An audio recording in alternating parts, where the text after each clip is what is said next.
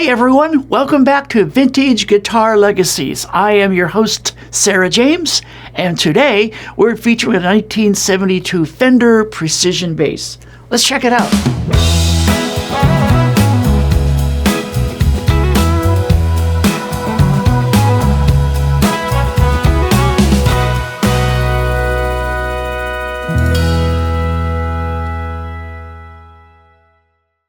We are so excited to have this 1972 Fender Precision Bass, also known as the P-Bass guitar, with us today. The P-Bass was invented by Leo Fender in 1951 and was the first rendition of its kind, an electric bass modeled after an electric guitar, an instrument that had not existed until Leo Fender came up with the idea.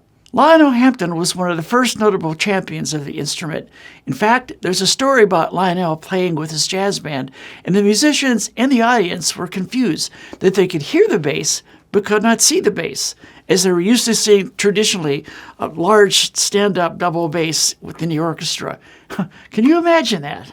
Over the years, this instrument has had some modifications, but the most substantial revision was implemented in 1957 and resulted in the precision bass design that endures to this very day. That year, the instrument was given its now familiar split coil pickup designed by Seth Lover, a headstock shape based on the Fender Strat, and a one-piece pickguard assembly to which electronics were fixed. This revision also featured bridge-mounted rather than through-the-body strings and a two-screw plastic thumb rest, replacing the single-screw wooden one. Knurled metal knobs with the flat rather than rounded tops were added, along with the redesigned pickup and bridge covers. The whole concept really influenced music and helped to launch the rock and roll scene with which we are so familiar today.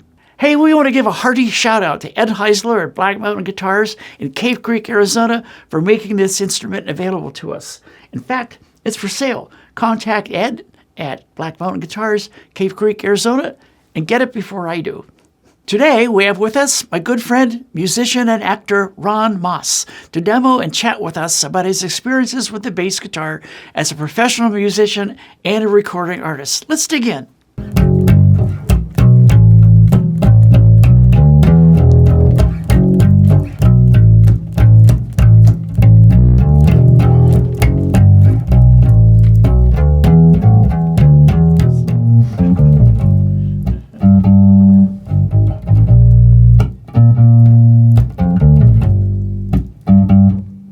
Ronn Moss. Sarara. Hey, Rara. How you doing? I'm great. It's really good to have you in the studio here. It's good to be had. Yeah, it's great. And I'm happy to be back home now. From your tour. Touring in Italy. Yeah. For you were there for like 5 months, right? 5.5 months. Wow. All around Italy, literally north to south. You were playing bass?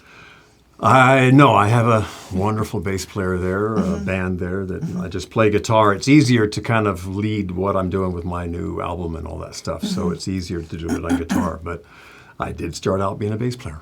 That's right, yeah. And with a group. Player was 1977. Wow. And the first 78, we recorded everything, and then 79 was when Baby Come Back hit the charts and became number one.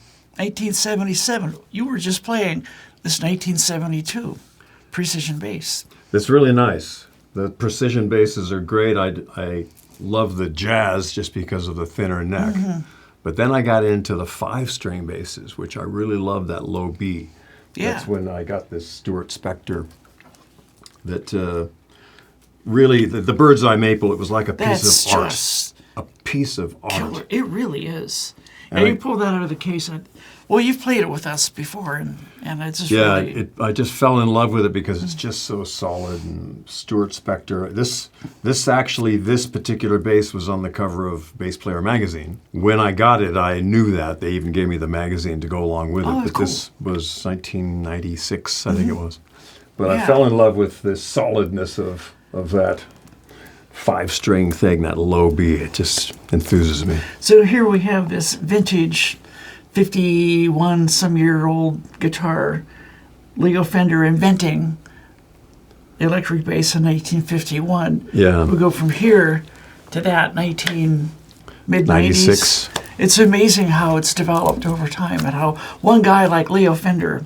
And yet we still go back to that original sound, that original thump of the way these original pickups were formulated and wound and all. You want that original sound because it's just classic. And I think it's tuned to everybody's ear. What Leo did with the guitar and Les Paul too. You know, we got a.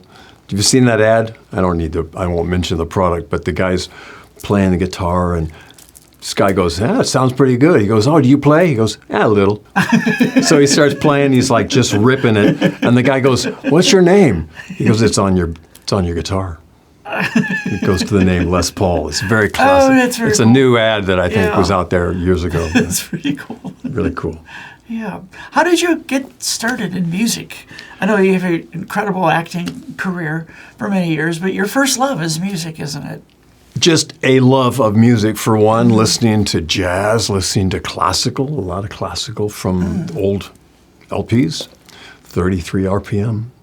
And my father produced opera and classical plays and things in LA, so I would see them. But I would go and see Andre Segovia playing guitar and Carlos Montoya playing flamenco guitar. And then they would come over to my house, so I'd see these little short men with fat, stubby fingers that play guitar like I'd never seen.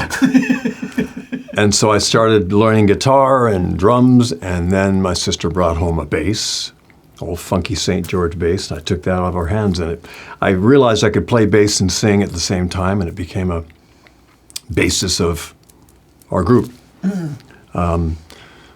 which was originally Count Zeppelin and the Fabled Airship. Say that again? Count Zeppelin and the Fabled Airship. We were That's great. 13 years old. Yeah. Wow. And you remembered that. Yeah. Well, we came up with all that stuff. Yeah. But we would do a combination of classic rock and original things that we did. Well, the bass actually is the foundation.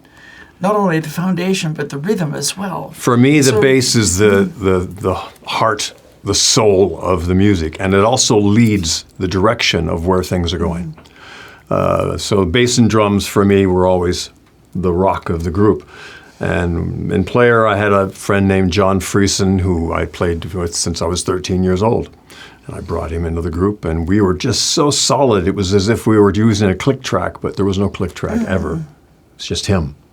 But the bass, that low vibration, I don't know, I'm still enthused by it. There's a grounding to it, isn't there? There is. There's a real sense of... It's the feeling rather than just what you're hearing.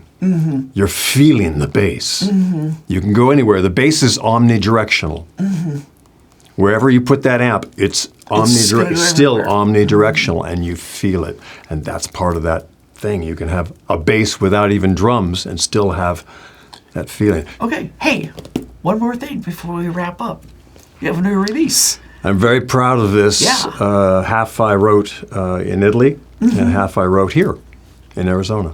I remember. And pieces of it here. the first 5 of the 6 of the tunes I wrote in Italy because it was for a movie that we filmed, produced and filmed, a little romantic comedy in Italy, filmed in Puglia. And so the music was for that film, and then I expanded the songs to be my album, my next album.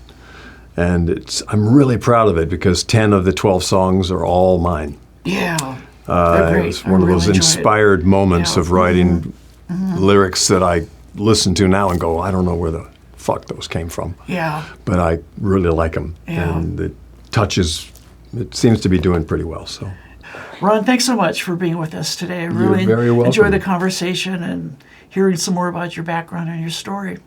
This is a little snippet of history for me, but thank you for having me on your wonderful show. You got a great little gig here. Yeah. Thanks for joining us for another episode of Vintage Guitar Legacies. Make sure to like and subscribe to our channel for more episodes. We'll see you later.